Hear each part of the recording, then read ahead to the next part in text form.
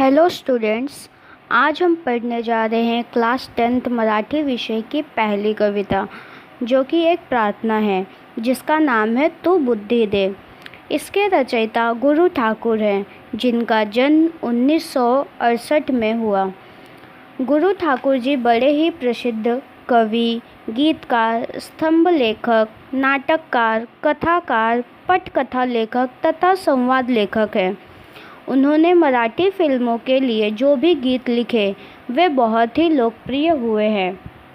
नटरंग, अगाबाई अरेच्चा, घर दोघांचे, time pass, doctor प्रकाश बाबा आमटे जैसी कई प्रसिद्ध मराठी फिल्मों के लिए इनके द्वारा गीत लिखे गए हैं।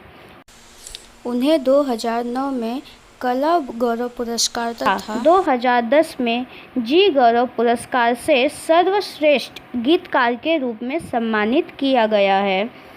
आज हम जो प्रार्थना पढ़ने जा रहे हैं, इस प्रार्थना द्वारा कवि ने सत्य मार्ग, अच्छी बुद्धि और अच्छी संगति के महत्व को दर्शाया है।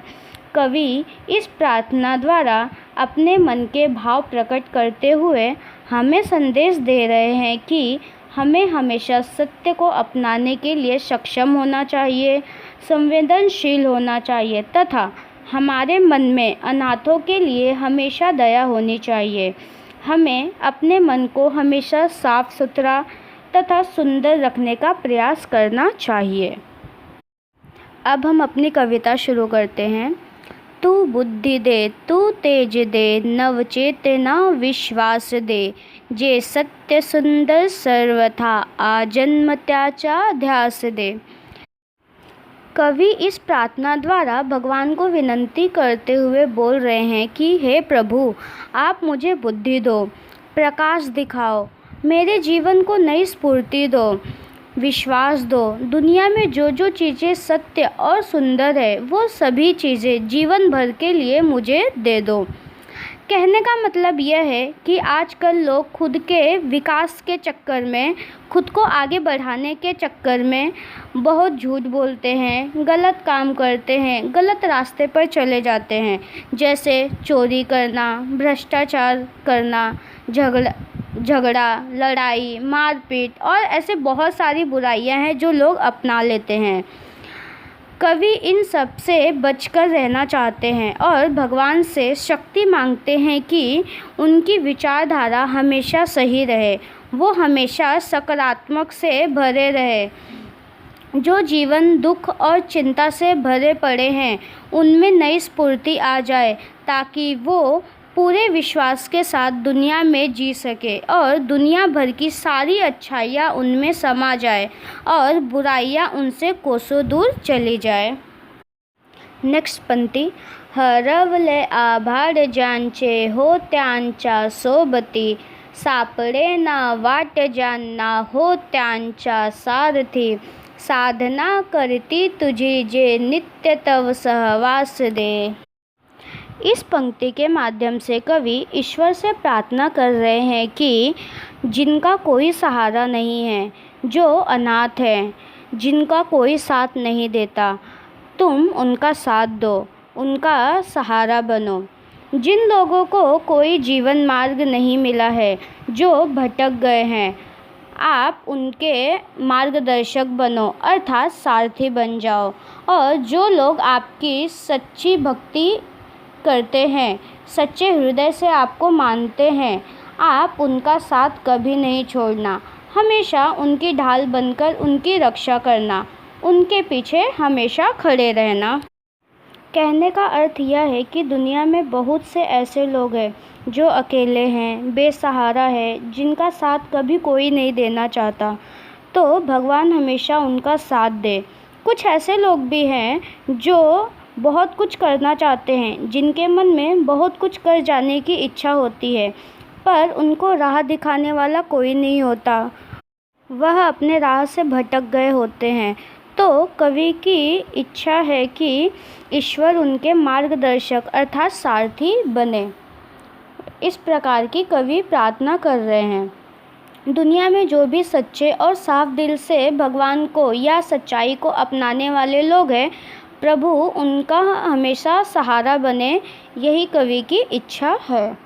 नेक्स्ट पंक्ति, जाड़ा वेया दुर्बलाचे दुःख आणि वेदना, तेवत्या राहो सदा रंध्रतोनी संवेदना, धमन्यातल्या रुधिरासया खल भेदयाची आस दे, सामर्थ्य या शब्दास आणि अर्थ या जगण्यास दे।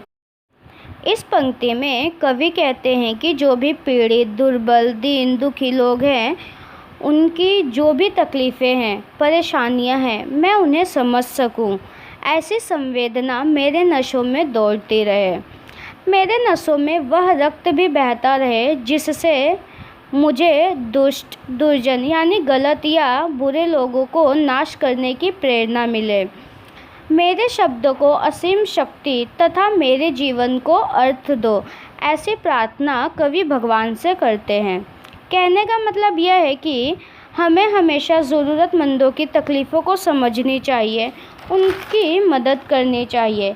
मदद हमेशा पैसों से ही की जाए ये ज़रूरी नहीं है, या मदद हमेशा घर के बड़े ही करें ये भी ज़रूरी नहीं है।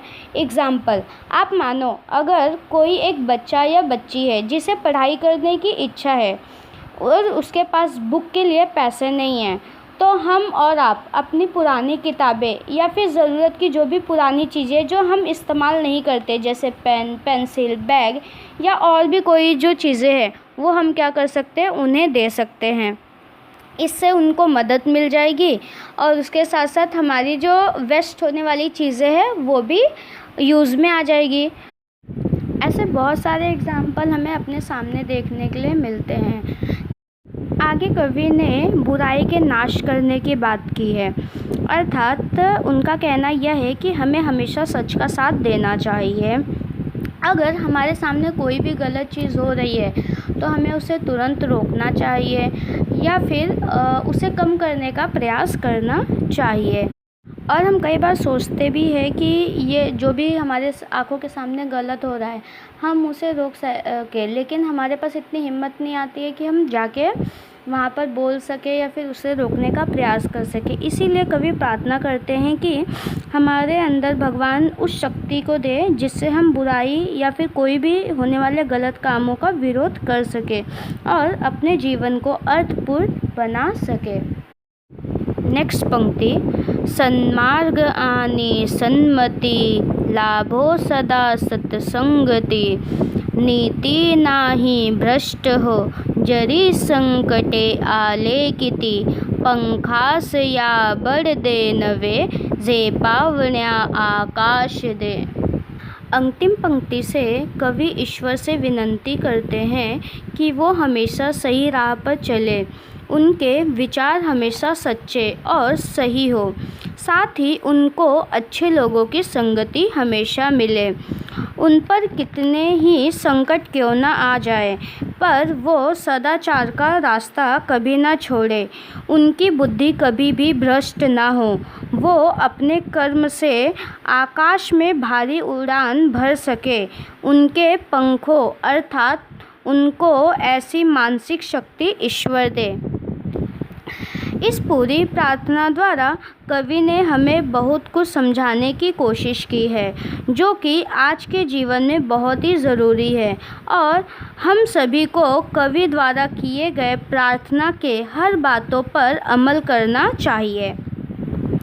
आई होप हम सभी हमेशा सही राह पर चलें, भगवान हमें भी अच्छी संगति दे, अच्छे विचारों और अच्छी मानसिकता के साथ पंख के बल पर हम भी आकाश में एक भारी उड़ान भर सके। Thank you.